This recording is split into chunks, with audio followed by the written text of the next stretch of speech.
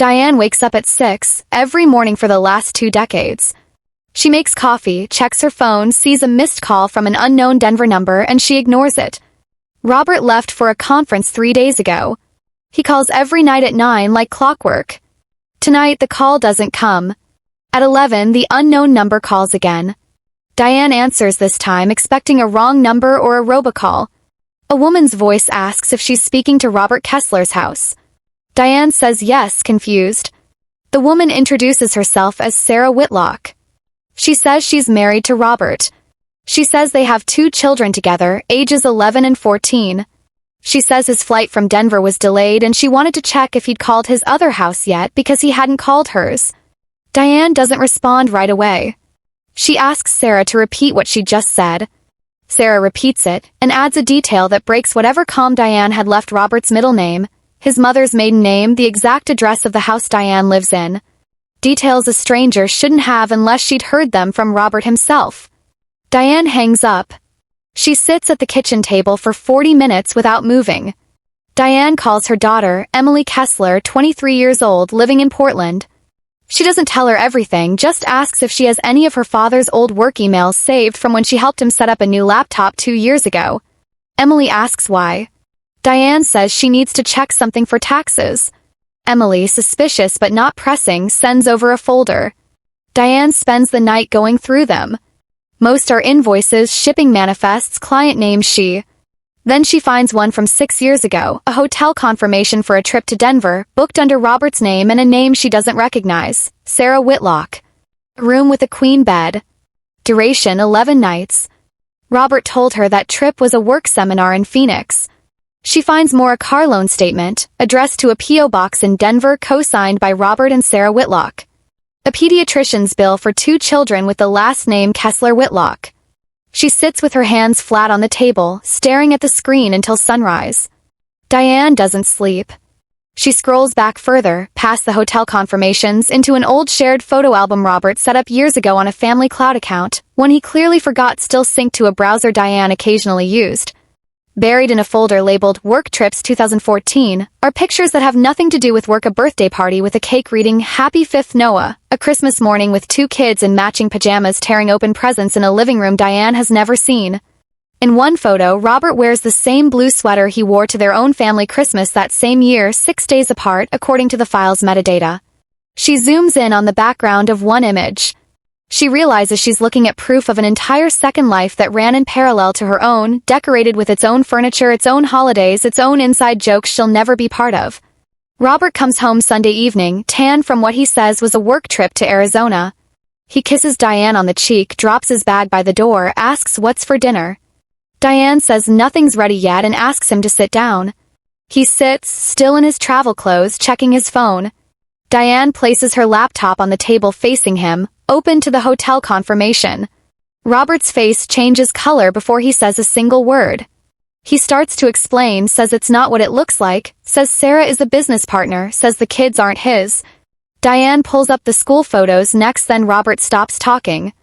He finally admits that Sarah Whitlock is his wife in Denver. They married 19 years ago, 3 years into his marriage to Diane. He has 2 children with her, Noah, who is 14, and Grace, who is 11 years.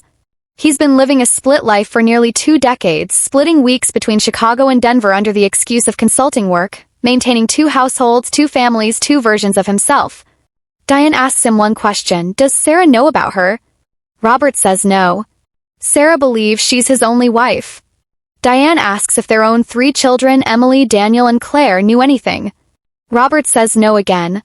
Diane stands up, walks to the bedroom, packs a bag, and leaves for her sister's house without another word. Robert reaches for her hand as she walks out. Diane pulls away before he can touch her.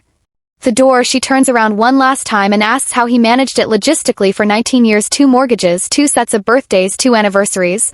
Robert says he kept a second phone, a second calendar, and eventually it just became routine, the way any lie becomes easier the longer it's practiced. Diane says that's the answer that scares her most, not the lie itself, but how easily it became normal for him. She leaves without waiting for a response. At her sister Karen's place, Diane finally breaks down in tears. Karen holds her while she cries off. Diane says the worst part isn't the affair itself, it's the 25 years of small lies stacked on top of each other, the anniversaries he forgot because he was celebrating a different one, the business trips that were actually a second Christmas morning with a second set of kids. Karen convinces Diane to call a lawyer, Mary Duane, the next morning.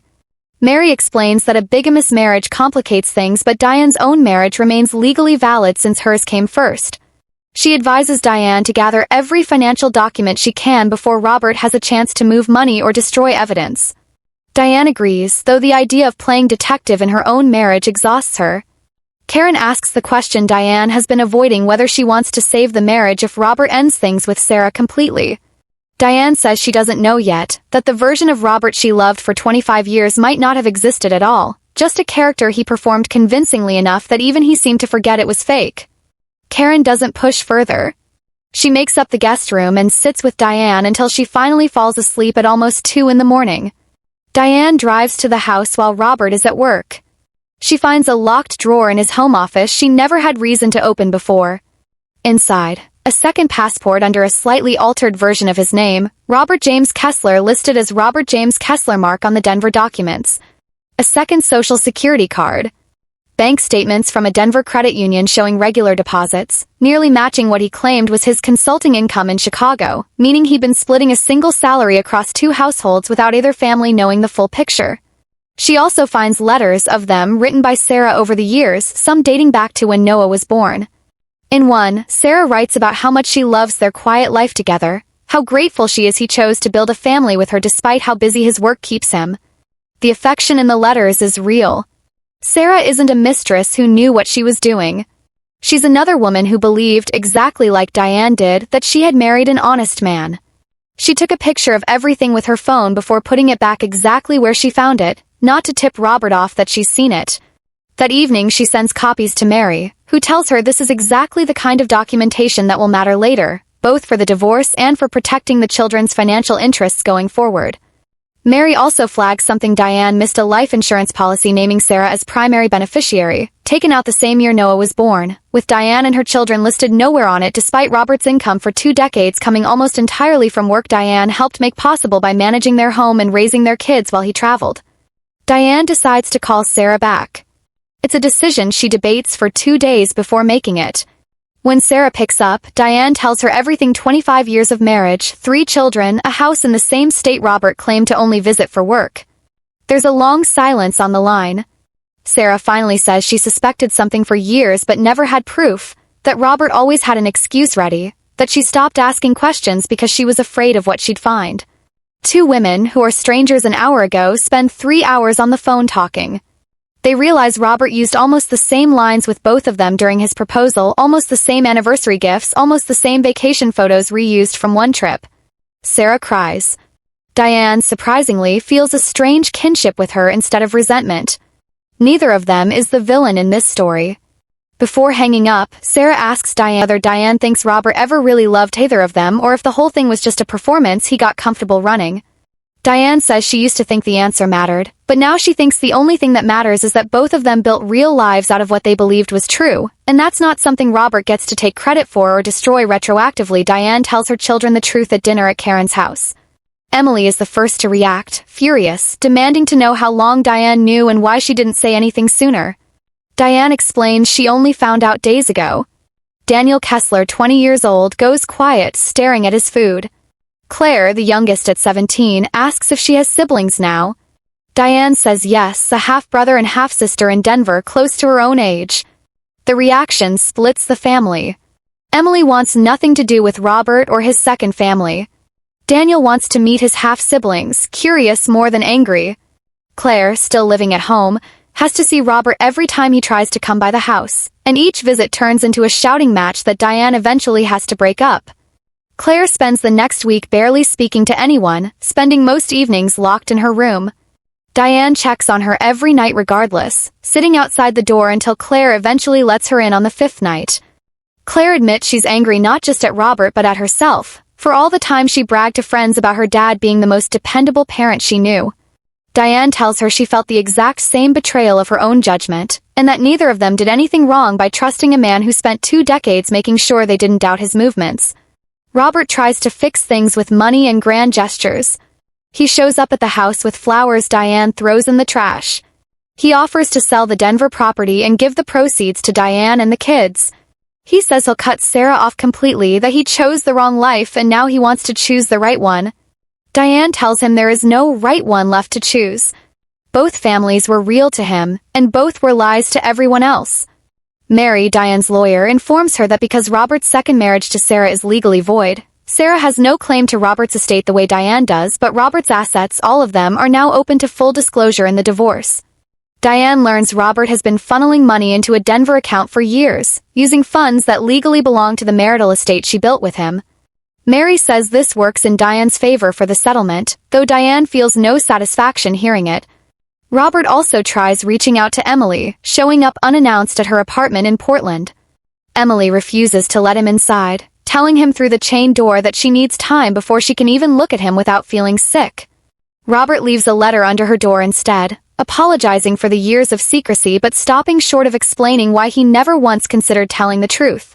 Emily reads it, took a picture of it, and sends the photo to Diane without comment. Diane doesn't respond to it either. Sarah, meanwhile, is dealing with her own legal nightmare. Since her marriage to Robert was never legally valid, she has no spousal rights to anything, despite 19 years and 2 children.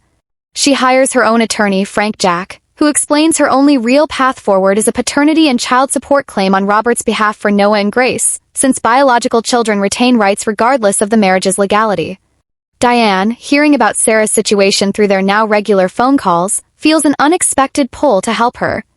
She tells Mary she doesn't want to fight Sarah for money, she wants to make sure Robert can't walk away clean from either family. Mary is surprised but agrees to loop Frank into settlement discussions so both families get a fair share of what Robert built off both their labor and silence. Frank also uncovers something during discovery that surprises even Mary. Robert had been claiming Sarah and the children as tax dependents in Denver while simultaneously filing jointly with Diane in Illinois. A detail neither legal team expected to find but one that opens Robert up to potential federal tax fraud exposure well beyond the scope of either divorce.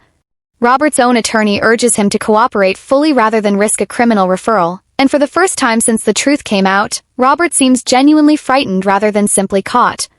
Noah and Grace Whitlock are told the truth by Sarah on a Sunday afternoon. Noah takes it hard, storms out of the house, doesn't come home until after dark. Grace asks, does this mean her dad loves the other kids more? Sarah tells her no, it means their dad made choices that hurt everyone, including himself. A month later, Daniel drives to Denver on his own without telling Diane beforehand, and meets Noah in person at a coffee shop near his college campus. 2 brothers sit across from each other, comparing childhoods that ran parallel without either of them knowing the other existed. They find they like the same music, the same sports team, even share the same nervous habit of tapping their fingers on the table when they're thinking. Daniel calls Diane that night to tell her about it. Grace, still young enough to want a simple answer, asks Sarah if they can still visit their grandmother in Chicago. Sarah promises to look into it, quietly reaching out to Robert's mother, Charity Kessler, herself. Charity, devastated to learn of her son's double life, insists on meeting Noah and Grace despite the awkwardness, telling Sarah that the children didn't choose any of this and shouldn't lose a grandmother over their father's decisions. The divorce proceedings stretch into their 5th month. Robert loses his consulting contract after his firm hears about the scandal in Denver, several of whom knew Sarah personally and had no idea he was married elsewhere. His income drops. His lawyer advises him to settle quickly before things get worse. Robert finally agrees to Mary's terms. The Chicago house goes fully to Diane, half of his retirement account split evenly between both families' children, and full child support obligations honored for Noah and Grace despite the marriage's invalidity. Diane signs the papers in Mary's office. A year later, Diane hosts Thanksgiving at the Chicago house, the first holiday in the new chapter of her life.